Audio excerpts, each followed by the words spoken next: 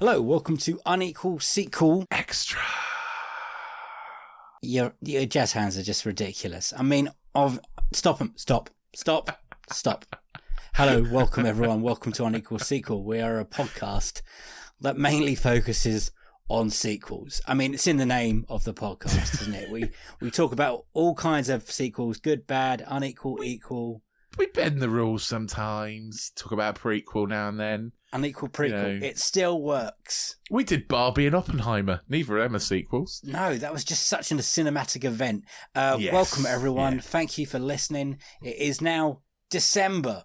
We are in the Christmas rundown. Oh, yeah. Yeah, we're in the Christmas countdown. Yeah, countdown would have been a better word. We're in the advent calendars are out.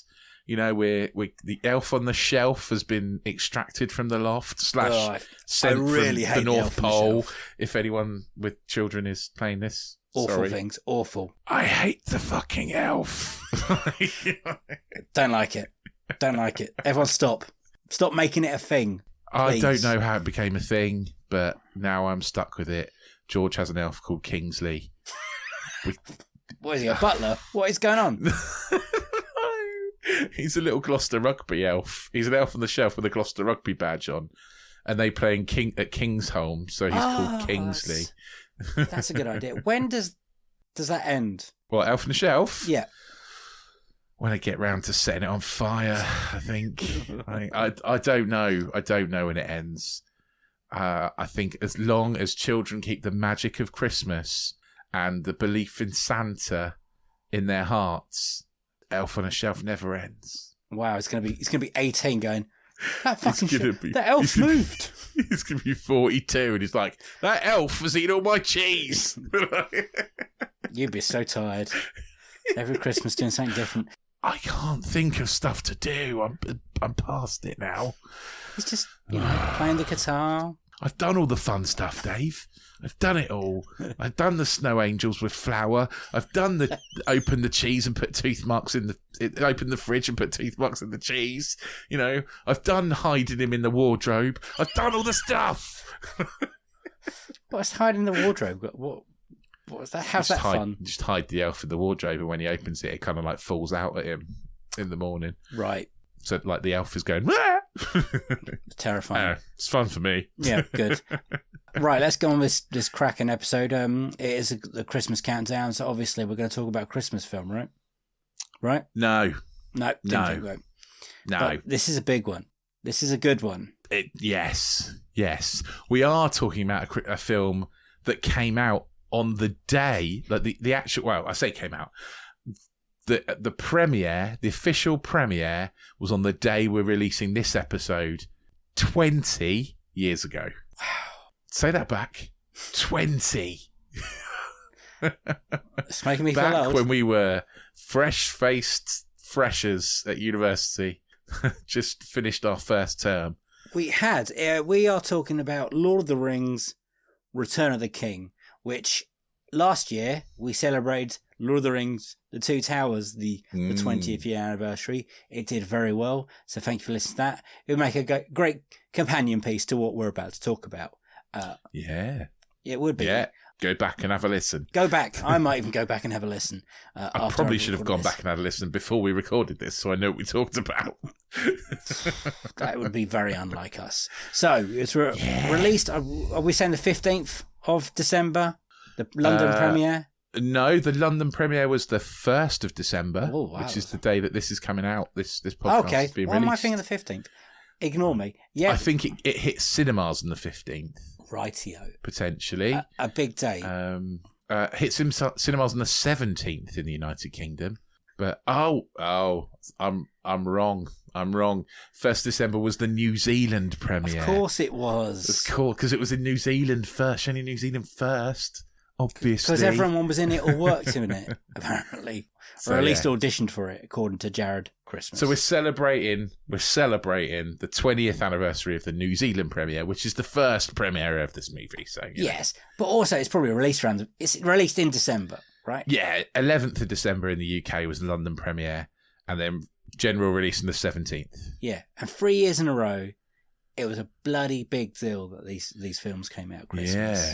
Yeah. Especially after the first one was amazing, and then the second one was amazing, even better, and then the third one, I mean, standards were high. Amazing. Not as good. There are those people out there who think this is better than Two Towers. They're wrong, but it's still amazing. We'll get into why we think that might be wrong, but we're also I'm gonna say it's a 5-star film. It's a very good film. Rich, let's hear that synopsis. Make me do a synopsis, of course aren't I am. you? Oh, mate. It's a 3.5 hour long film. Oh, yeah, we're doing the theatrical cut, not the extended, because the extended was released in like March on DVD. Yeah. There we go. Okay. Sam and Frodo are fucked. Fucked, yeah. Are being led into Mordor by Gollum with a plan to feed them to the big spidery thing from Harry Potter. Aragorn. Is there different names? Shelob, Aragorn. Okay. Yeah, Aragog, I think, in Harry Potter. Aragog, sorry. Because can't call it Aragorn because that's too close. That is really close. But she basically nicked it from Lord of the Rings. Like, she nicked the whole spider idea from Lord of the Rings, thought, can't call it Aragorn because that's someone from Lord of the Rings, going to call it Aragog instead. Right. But anyway, so they're being led into Mordor to go and destroy the ring in the fires of Mount Doom. Sauron's army are marching on Minas Tirith. Minas Tirith? Yeah. Yeah. Whose king is losing his mind and eating tomatoes. No, not king. No, Warden. Just Warden. Warden. Losing his mind and eating tomatoes in a disgusting way. Oh, that's disgusting. Horrible. And... yeah, Gandalf and the crew. The crew. Call them a fellowship. Show this more respect, Richard, at this point. Launch an attack on Mordor to distract Sauron's gaze, to give the hobbits a chance. I mean, you've cut out a lot there, but they're... Well, of course I have. It's 3.5 hours long. I'm a pretty hardcore Lord of the Rings fan, and I found that bitterly disappointing. There's stuff with the Gondor and Rohan, and there's Merry and Pippin and Gimli and Legolas and Aragorn. They go through the path of the dead to get the ghosty people. We'll get that. We'll get to that. I can't carry your burden, sir, but I can carry you. He's the star of this movie, Sean Astin. 20 years ago, let's go into where we were, what we were doing, and how old our feelings of watching it and waiting for it and anticipating it. So I think we may have seen this together. Yes, we definitely did. It was a big day. We were in the University of Cheltenham. It wasn't the University of Cheltenham. University of Gloucester. We were in Cheltenham. No. University of Gloucestershire, no less. Oh yeah, good point. I went to Gloucester once. I didn't. It's too far on the bus. Too far. And we went to the now, which isn't there anymore. It's quite sad. It's the Odeon. Yeah, the Odeon. That was a lovely cinema. It was an old theatre, wasn't it? It was. Yeah, it was a 30s building, wasn't it? Beautiful very Art Deco. Big screen, really nice screen. Great for me. Horrible for you because it had no legroom. No legroom whatsoever. Like, decapitate myself at the knees to get in. It's the only time where I've genuinely considered sitting on the front row of a film is in that cinema. It was nicely stacked. We have another friend, Big Dave. He's 6'8", bigger than you, and there's one seat in the middle where there's a slight bend, and that seat had more legroom. Oh wow! Okay. Yeah, it was a lovely Art Deco cinema. It was a big day for us. I think if you hear stories, I think the Two Towers, how we watched the Fellowship in the Two Towers of other friends and whatever. But me and we went to university with Matt Hyman, who I watched the Two Towers with, and did a lot of big geeky days watching the extended versions of the previous two films. Got a lot of us together. It was just before Christmas, just before we broke up. I think we pre-ordered the tickets way in advance as well. Yeah, we definitely did, yeah. And I think some other people were like, oh, we're going to have Christmas drinks or we're going to have Christmas dinner or something. And we're like, no. Yeah, we're like, no. No. Lord of the Rings, mate. We're going to see Lord of the Rings, Return of the King. And, I mean, anticipation was...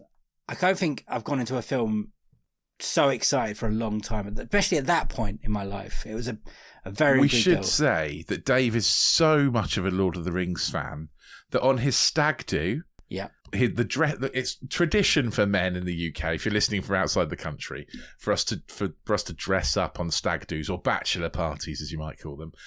We dressed Dave as a hobbit, and the rest of us dressed as wizards. To be honest, he got off lightly. Yeah, I look normal. He just looked like he was wearing a nice waistcoat. It's true. I look great.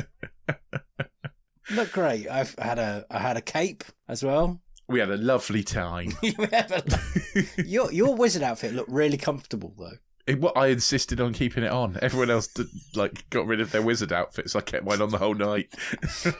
Yeah, it was great.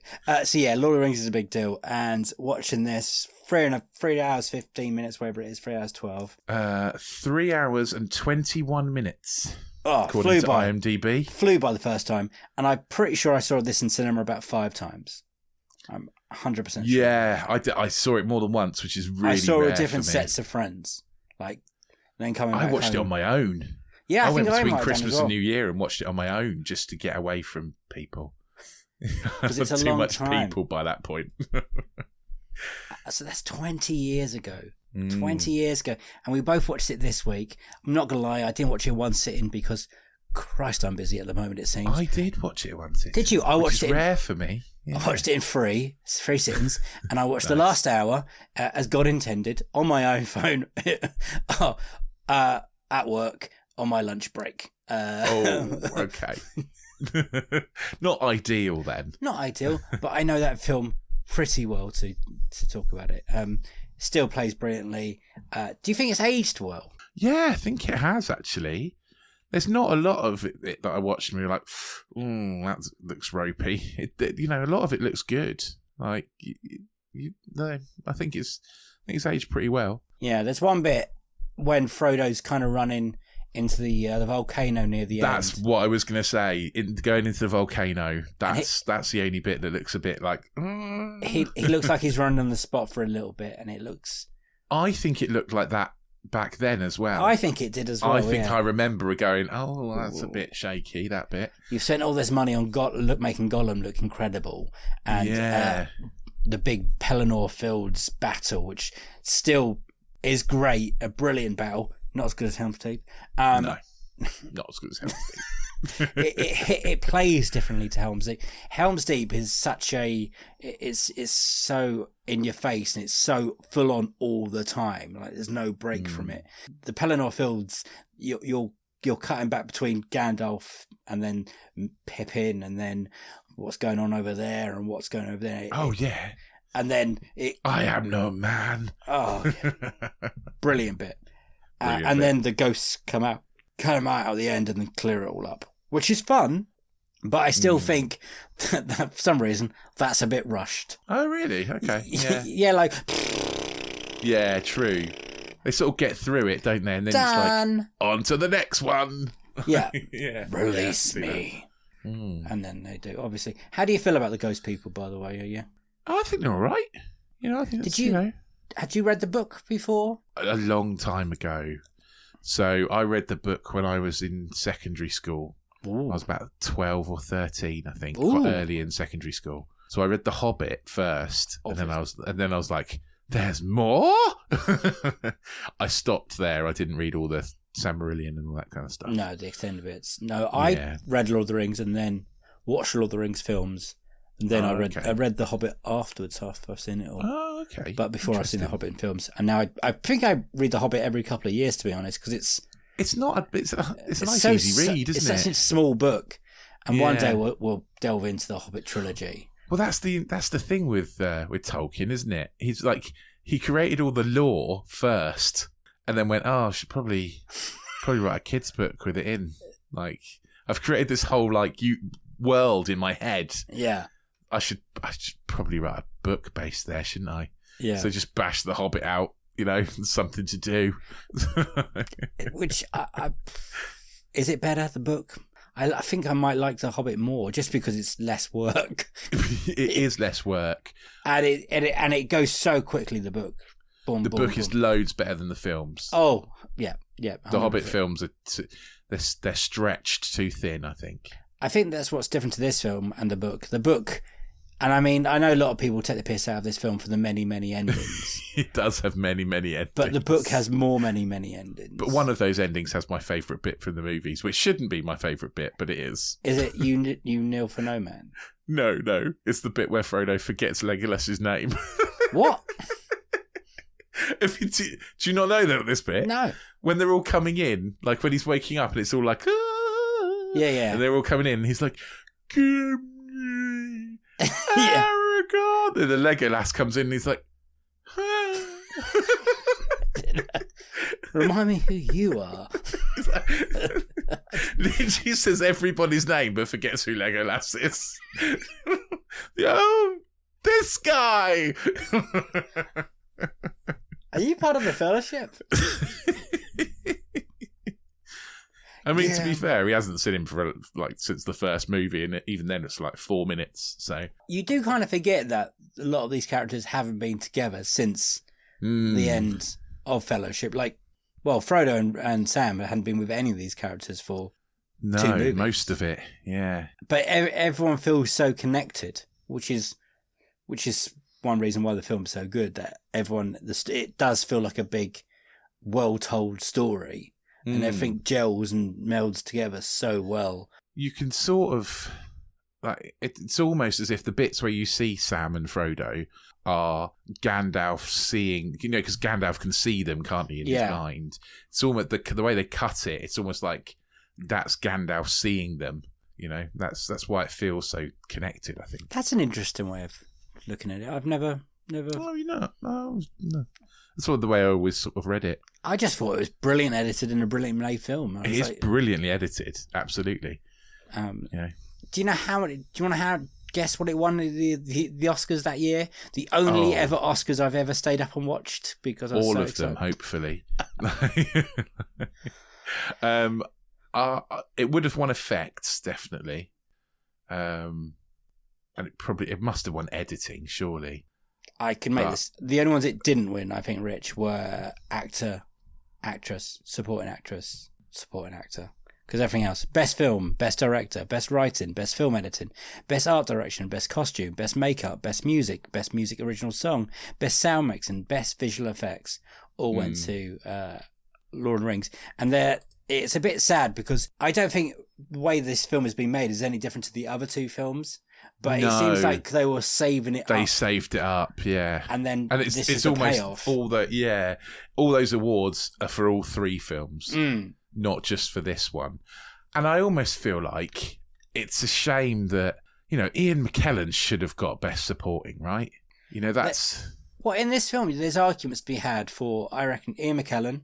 Yeah. I think Sean Astin as Samwise is... Yeah. Absolutely. Truly amazing in this film. Doesn't get the credit he deserves. This film is practically his film. This is his story. I mean, it ends with Sam closing the book, getting married. Yeah. Closing the book, being happy. Frodo's off with the bloody elves again. I think Andy Serkis maybe in The Two Towers should have got something. He's remarkable what he did with that character, make that an actually 3D, real living, breathing character. And he plays again in this one so well, that Smeagol. Did people even get nominated? No, I don't think so. Not even a nomination? I think, if I'm right, Vigo might have got done for the Fellowship. But don't. Right, okay. Or McKellen did. Someone did get Oscar nominated for Best Actor at some point. Okay. But not in this last one that I'm... That's not what IMDb is telling me anyway. Wow. That is a shame. Because actually, I think... As much as I love Viggo Mortensen, he's not the best in these. If you picked out the standout performances, he wouldn't be the top. What, in just this film or in the whole? All 3, I think. I don't know. He's very good. Oh yeah, but everyone's very good. Everyone's very good. But characters and actors at this point you hadn't really seen before, true. I think Bernard Hill in this film's cracking. I like Theoden. Yeah, he is. You're right. His speech he gives just before the big battle. The guy who Denethor, whatever his name is, plays that part. Yeah. The guy from Fringe. I've not seen Fringe. What? Is it good? I don't know. Fringe is great, yeah. So I think the only thing I'd seen like Viggo Mortensen in was like G.I. Jane, I think. Yeah, previously. When he plays a horrible character. Like, I think he plays a not nice dude. He's played a couple of other films previously, looking back, but like History of Violence and stuff. And what's the other David Lynch film he's played? Hang on. I mean, Captain Fantastic is a fantastic film, and that's just not me making a play with words.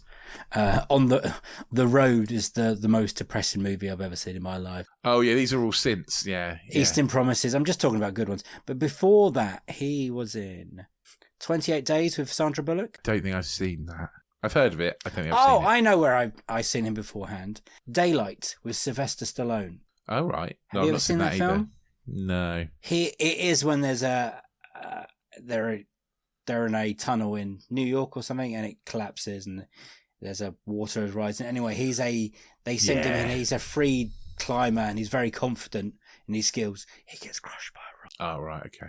It sounds like the sort of movie you might like, and I would not. I remember seeing it in cinema, and I fucking loved it. It's a great Stallone film, great Viggo film. But yeah, I hadn't really known anything he'd done beforehand, like you. And then he comes and does this part, and he got that part famously very, very late from Stuart Townsend. They already started to record without Viggo. And right. Okay. They felt, and then they just decided they miscast Aragon at the beginning, and then pulled him in. Oh, okay. I didn't know that was like. Wow, this is because I'm sad and I know stupid. Yeah. You know all the kind of like lore, right? If people should go and read the Ian Nathan book about Lord of the Rings and Peter Jackson, it's fucking brilliant. I don't know who's Stuart Townsend. He plays Dorian Gray in the Extraordinary League of Gentlemen, whatever it is called, with Sean Connery. Oh yeah, I have seen that movie, but I don't remember him. Yep, he's very well. He's also in Queen of the Damned with Aaliyah, the sequel to the Interview with a Vampire. I've never seen that. No, I've heard it's bad. Yes, I'm kind of waiting for someone to pick it, but no one has yet. We'll see what happens there. It's a bit weird. Going off topic again. Lord of the Rings, Return of the King. Do you want to know the Apple rating quickly? Do you want to guess? What? Or do you want to? Yeah, Apple or IMDb? Let's do Rotten Tomato. Did I say Apple? Oh, you said Apple, yeah. Oh, very confusing. Let's work from the Lord of the Rings Fellowship, Two Towers to this, because it's just interesting to see. Oh, okay. So they're all going to be high. They're all going to be high. They're all going to be. Are we talking Rotten Tomatoes? Are we? Rotten Tomatoes, yeah. And we're talking critics. Critics, no, we'll do. Yeah. Or both. Okay. So they're all going to be 80s and 90s, I reckon. So I would say Fellowship, 88%. Then I would say Two Towers, 92%. Yeah. And then I would say, I don't agree with this, but it's what critics think. I think 94% for Return of the King. Okay, you got 1 out of 3. Which is pretty good for you. That's pretty good for me. Lord of the Rings, way off. You said 88. They went for 91. Oh, okay. I feel quite rude that you didn't give it in the 90s. It's a very good film. It is. 88's a very good score. Come on. Two Towers was 95%. And, wow, okay. And the one you got right, Return of the King, was 94%. Okay, that's interesting. So critics think Two Towers is the best one as well. Yeah, audience. We're obviously very good movie critics. Yeah. Audience scores got to be all in the 90s, I reckon. Although they're very long, which might put people off. Still going with all in the 90s. So, the first Lord of the Rings, 90%. The second, 93%. And the third one, 94%. Same as the critics. You didn't get any. Lord of the Rings, 95%. Two Towers, okay. 95%. Okay. Return of the King, 86%. 86? What are they smoking? This is why I wanted to do that game. On Gandalf's pipe. I just want to know from an audience point of view. And I know Rotten Tomatoes is a stupid way of looking at films, but we have to talk about something. is the length the thing that has put people off, or I kind of guess it must be the 3-4 endings? And it's watching it back. It's not as many endings as you remember. No, true. You know what I mean? It's different. It's just become the running joke now, though, hasn't it? That, yeah. I don't know. I think maybe it must be the length that's put people off, right? Yeah. Well, it is hard to make people watch these films sometimes. Like, do you want to watch Lord of the Rings? And they say, oh yeah, how long is it? And then you say 3.5 hours. And then they say, no. And it's... Yeah, true. It's tough. But like I was saying, does that make you nearly cry? You kneel for no man, and then everyone kneels to the hobbits? Doesn't make me cry. Oh, it gets to me every time. Even today, sitting at work in my cafeteria bit, I was like, I've got to look great here. I've got to stop this. No. I don't think there aren't bits like that make me. Yeah. Nothing in this film makes you tear up at all. None of the Samwise bits. No. I don't know. Maybe it's because I know the story. Not even Theoden dying and Erwin's talking to the last breaths. I know that face. Yeah, no. I tend to cry at things like, I don't know, like, but I don't know. It didn't get me. Now, not ever. No, not ever. No, but that's not. I can see why it would. Just didn't get me. That's all. Yeah. Okay. Next question. Yeah. The cutting and out of Saruman, the Christopher Lee character. Yeah. He pops up in the extended version. I mostly watch the extended version. I think normally. Yes. I didn't this time. No, because we're celebrating the 20th year anniversary of the theatrical absolutely. version. Yeah. They mention him, but you don't see him. He's just locked in his tower. Treebeard says. I think that's a strange choice, to be honest. I don't know. Because in the book, famously, there's a whole chapter at the end when it turns out Saruman has literally taken over the Shire. And when I first saw this film, I was like, oh, okay, they might be doing it at the end, but I've never liked that part of the book. I think we've had our ending now. And just imagine we've had all these endings and they still go back to the Shire and they have to fight for the Shire. Oh, God, can you imagine? People would have lost their fucking mind. They would have been getting up to leave their seats, then looking at the screen going, oh, my, what? Yeah. That'd been another hour on. Lead a rebellion in the Shire? Christ. So what they just left him alive. Yeah. In this film they left him alive, not the extended version. Not the extended version. No. And there is some weird cutting, like how I can't remember the name of the orb thing got down into the water. Yeah. Like Pippin just finds it, it's right? It's just there, yeah. It's just like, oh, what's that? Thing in the water. Yeah. Yeah, I do. I prefer the extended cut, I have to say. And I think Christopher Lee clearly does. Yes, he does. was very pissed off about being cut out, wasn't he? He was massively. I mean, what a character to cut out, and what an actor to. I mean, big decisions were made to get this film as tight as possible, and then I think it's quite remarkable that it runs as smoothly as it does. Yeah, especially for a film when you've been hearing about Sauron the bad guy for 9 hours, and you never ever get to see the big bad guy in any of these films. Really, no. You see him swinging his finger. You don't know because he's just he's an eye. Yeah, just an eye. Yeah. If you didn't read the books or whatever, were you expecting him to pop up at some point, like return, or? No, because I did read the books. Oh, yeah, so. But if you didn't, put yourself in someone else's shoes. If I hadn't read the books, yeah, maybe. I don't know. Is that what the regular cinema audience were expecting? Like them to finally see this? Yeah, possibly. Finally have a battle, I guess. Yeah. Big bad guy pop up, and his eyes swells up and it blows up, pretty much. Yeah. And there's also the arguments about the eagles coming to pick him up at the ending, and why couldn't they drop him off? Why couldn't they just drop him off in the first place? I think that gets explained a bit better in the book. I think there's a wizard that does that kind of thing. Yeah, Yeah. But it does beg a good question when it comes to the film. It just the eagles are here and they're like, roar. Yeah. They do just sort of pop up, don't they? And these are little bits for me that makes it a little bit less better than. Yeah, you're right. Than you're the right. Two Towers.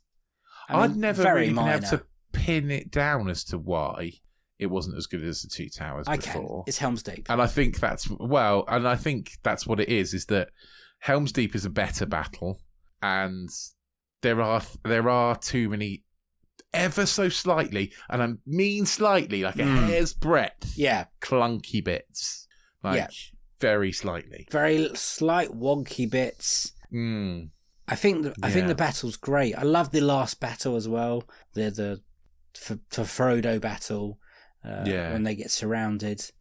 I think it feels convenient in a lot of places. Oh, that's a lovely word. You know, like when Sauron's like tower crashes to the ground and the ground opens up, but it just opens up around all the good guys and swallows up all the bad guys. Yeah. You know, like, I think, it's a tad convenient. Wait, you can put the eagles in there as all well. The eagles have turned up. Tad convenient. Oh, yeah. That is. And then the dead people turning up on the boat, which is also quite... the dead people can just run through anyone, it seems. Yeah, absolutely. Did you ever play the computer game of this on the PlayStation 2 or the GameCube? I had it on the GameCube. Brilliant game, by the way. Great co-op mode, if anyone still got it. It's fucking difficult. It really is difficult. And there's a level when you have to go through the path of the dead and fight lots of... Oh, we'll have to come round and play co-op mode on your GameCube. Yeah, I've got the GameCube still. There's also a level when which is set on Frodo and Sam and Gollum escaping Osgiliath at the beginning, which is not really it's not in the film at all. It's not. And there's bits like that, which is quite fun. Nice. I recommend that. And then, obviously, you can fight as Gandalf. And Gandalf is a fucking G. And then finally, in this film, you get to see him properly fight. Which is great. Because a lot of his fighting's off-screen in the others, isn't it? Like, the Balrog and stuff. It's not kind of, it's sort of... You sort of don't see it enough. And in the second film, Two Towers, he only turns up at the end of, look to the north, wherever it is, on the fifth day, and right out with me. True. It plays so well, and I'm so happy watching it back 20 years later that it feels the way it feels the first time I ever watched it. It was just pure delight and entertainment and relief, because I think it stuck its ending. It's many endings. It had to stick one. It had 4 goes. Yeah. I thought getting Frodo's ending, that he's never been the same since, Weathertop, when he got stabbed, really, is when he's never been the same. And the whole adventure's changed him, and he's probably PTSD kind of thing, dealing with it, and he has to go and live with the elves. Aragorn's now king. He's with Arwen. Liv Tyler, who's the only actress or actor in this film that I feel gets a bit shortchanged. Yeah. It's almost like she's a bit pointless. At some points, they didn't know what to do. Right. She got she got cut from Helm's Deep. Originally, she did that. It was an awful night shoot, and everyone hated it. And she was there for lots of it. And then when she went and saw the film, she wasn't in any of it. Right. So she was pretty pissed off about that. She's got her one hero moment in Fellowship when the big wavy horses come and take her off, and then maybe in the second one, This Is a Dream, then It Is a Good Dream, which I still love and makes me tear up. She just gets wibbly angry in this one, doesn't she? She yes. doesn't really kind of just lies down a lot. What did you see? You saw a child, kind of thing. Yeah. It's like, you say you saw death, but I saw life. I suppose she's more there for, like you said, convenience and plot points to push certain characters in certain ways in certain places. But yeah, I would say she's the one person for whole of this series. Yeah, she's there for a reminder as to why Aragorn what's her name don't hook up.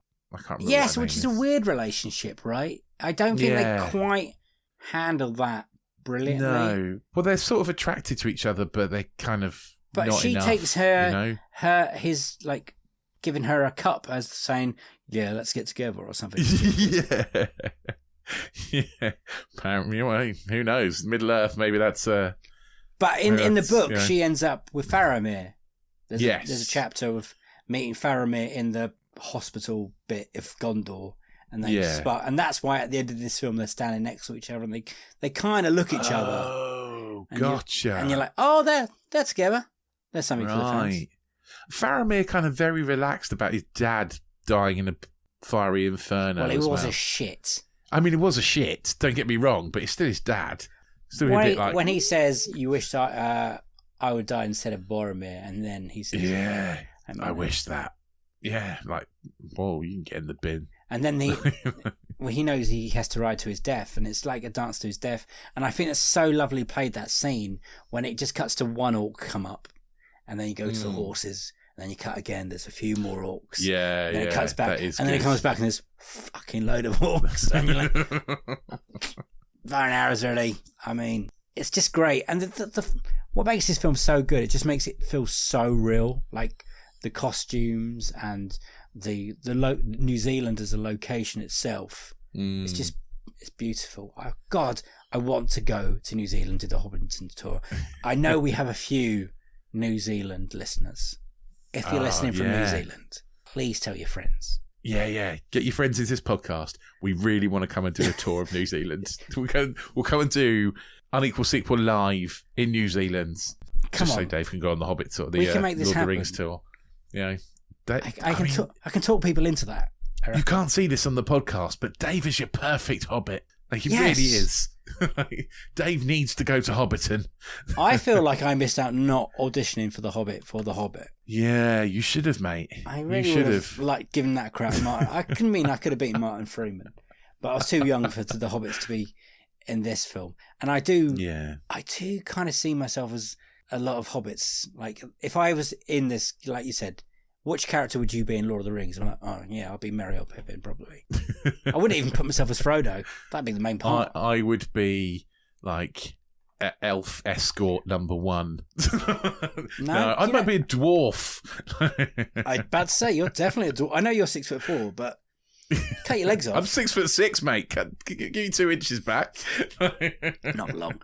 Yeah, no, you're a dwarf. You look great. You look great with an axe. Yeah, I would like an axe. Which is so funny when you're watching all these films, when you know that John Rhys-Davies is not the size of a dwarf and stuff like that. I think they do that so. There is a lot of times you can tell when the Hobbits are played by children, but just by the way they run. Yeah, that's true. Yeah, there's a bit where Gandalf is putting Pippin on the back of Shadowfax. Shadowfax? Yeah, keep going. Shadowfax, isn't it? Great. And he just sort of sticks his legs out, and it's like, that's a kid. That's a little kid.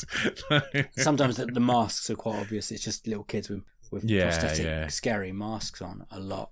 Quickly, this was the highest grossing film of 2003, and it made over $1 billion at the box office. Do you want to have a guess? You probably won't guess. Shall I just tell you the top 10 of that year? So the competition. Okay. 1, 2, 3, 4, 5. 5 of them, 6, including this one, are sequel. Okay. So is this kind of the how much they took grossed worldwide? Yeah. So this was obviously number 1, right? Number 1. So what else was in 2003? I can't remember. I can't think. You're going to have to tell me because I can't think of any. Number 10, Bad Boys 2. Oh, yeah. Yeah. Number 9, 2003. X-Men 2. Oh, that's a good film. That's a good film. 8, The Matrix Revolutions. That's not a good film. Number 7, Terminator 3, Rise of the Machines. That's also not a good film. 6th, The Last Samurai. That's okay. I haven't watched that in a while. I have to watch that again soon, actually. But I think it's a bit racist. Wow, okay. Number 5, Bruce Almighty. Oh, number 5. Which spawned one of the most random sequels ever, Evan Almighty. Never go over that one. Number 4, Pirates of the Caribbean, The Curse of the Black Pearl. Okay, yeah, that was quite big. Unleash that monster. Yeah. Number 3, The Matrix Reloaded. You forget that we got 2 Matrix films in 1 year. In 1 year. also not good. Also not good. Number 3, and it wasn't good. Yeah. Okay. We've talked about many times how hyped people was that film. I know. Yeah. Number 2 is Finding Nemo. Oh, of course. And then number 1, Lord of the Rings: Return of the King. And then, this made over $1 billion, right? From less than $100 million budget. The budget was pretty tiny. They made 3 films. It's wild though, the budget, how small the budgets are. Cleaned up. If you think about how much a Marvel movie costs these days, let's sink 200 million on a movie without thinking about it. They also trusted a director that hadn't really made any major studio films or made films of this size. I mean, that's true. Yeah, Peter Jackson was well known in the the geeky circles for making low budget horror films, and he made Heavenly Creatures and Meet the Feebles is a weird one, and then somehow he got this, and they were, again, read Ian Nathan's book. It's brilliant, and how it happened and how close it came to not happening as well. It's remarkable. It's remarkable it got made. Is it because of the Frighteners, do you think, that he got it? Was it? Because that was bigger, that helped. wasn't it? That proved that they could do certain things in New Zealand. At one point, where did it end up? Why have I forgotten the name? It nearly was a Harvey Weinstein film for a while. Oh, really? Okay. Yes. Luckily, they kind of got bought out or something in the end. It God, didn't could happen. you imagine? You imagine it as a Miramax movie. Well, they wanted at some point to make it 2 films instead of 3, and Sam and Frodo would be Ben Affleck and Matt Damon. Yeah. Well, at one point we nearly got Sean Connery. He turned down Gandalf. We did. Yeah, and they offered him lots of money. And Patrick Stewart turned down Gandalf as well. Really? Yeah. Thank God. It's weird how things happen. It is, isn't it? Because then you're left with this remarkable film, which is, I have to say, Rich, I think it's in my top 10 films ever. Yeah, I mean, what, this one? Well, Two Towers is very high. Yeah. All of the Lord of the Rings are definitely up there. I love them so much. But if I had to pick, then Two Towers, I don't know what I would go second. I really don't. Oh, well, this would be second for me, and then Fellowship would be But third, Fellowship is so good at the end. The Boromir death, that whole set piece of the orcs turning up. It is. It's so good. And the Mines of Moria, so good. So good. Yeah, you're right, it is. Oh, God, I don't know. You've confused me now. But I think it's remarkable they ever got made. I know a lot of people back before mine or your time, their trilogy is Star Wars. I think this is my trilogy. Yeah, this is our Star Wars, yeah. Yeah, this is, when it came out, it's important to us. They tried to do it again with The Hobbit, and it obviously didn't do as well. It's made this, I know that the Amazon Video Prime TV series that came out last year, which is the most expensive TV show ever made, is thanks to this, but it's a very... Let's get another series, though, right? Hopefully. We're getting... I think we are. I think they've said that better to, because they're left on big old bloody cliffhangers. Don't you dare do that to me. And then I think we're getting more Lord of the Rings, another version next year of something or other, or the year after, or maybe an animated. I don't know. Stuff's happening. Okay. It's all happening. But this film is brilliant. Rate it out of 7, Rich. What is it? Oh, it's a 7, obviously. It's a 7. It's a 7. It's a 7 because all 3 of them are 7s. All 3 of them are 7s. But maybe it's like a 7 star, 7 little star, like an A star, and then Fellowship is also a 7 star, and then Two Towers is 7 star. Good job, Peter Jackson. Everyone involved in this movie. Yeah. Thank you. Have you ever had the opportunity to go back and watch on big screen yet, Rich? Because quite often now Odeons or Cineworld, do you know what? They just played the I extended. haven't seen it since 2004 on a big screen. Early 2004, I think was the last time I saw it. So, yeah, no, I haven't. Apparently, season 2 of Rings of Power is expected to premiere in mid-2024. There we go. Summer 2024, so it's on the way. Did you like that? So they must be filming it. I quite enjoyed that TV series. It's slow at the beginning, but the last few episodes were great, I thought. And it won't be the final season, apparently. Wow. Apparently there are 5 seasons planned. 5 seasons planned? Yeah, Blimey. apparently. So, yeah. Okay, so let's wrap this up. We think it's a brilliant film. Everyone tell us what you thought, where you were 20 years ago, if you watched it 20 years ago. If you found it recently and watched it, let us know. Rich, what else can you tell us?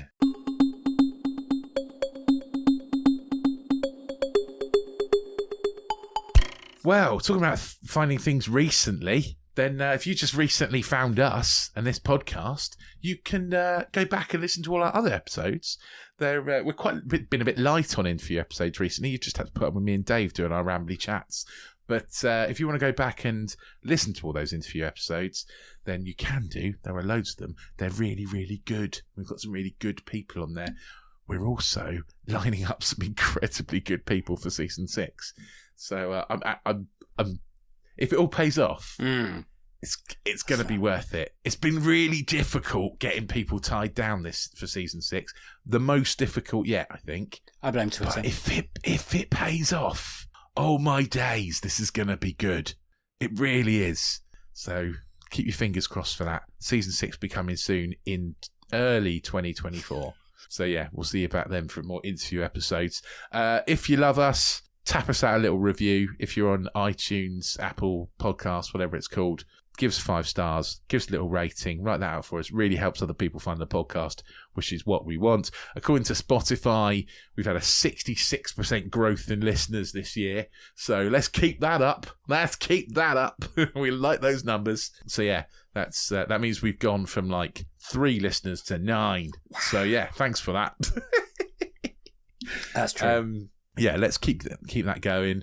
Yeah, and, if you really love us, get yourself onto anotherslice.com/unequal sequel, where you can join our subscription service for $2.99 a month, and you can get loads of extra stuff. We've got more Twilight stuff coming in, Box Set Mentality, which you can tell I'm really excited about. And then we've got a brilliant disenfranchised episode coming soon about the holiday and why the holiday's never got a sequel. So yeah, listen out for that one. Join us on Another Slice, $2.99 a month, absolute bargain. And also get in touch with us on social medias. So Twitter's gone. I don't know what that's called now. Some nonsense.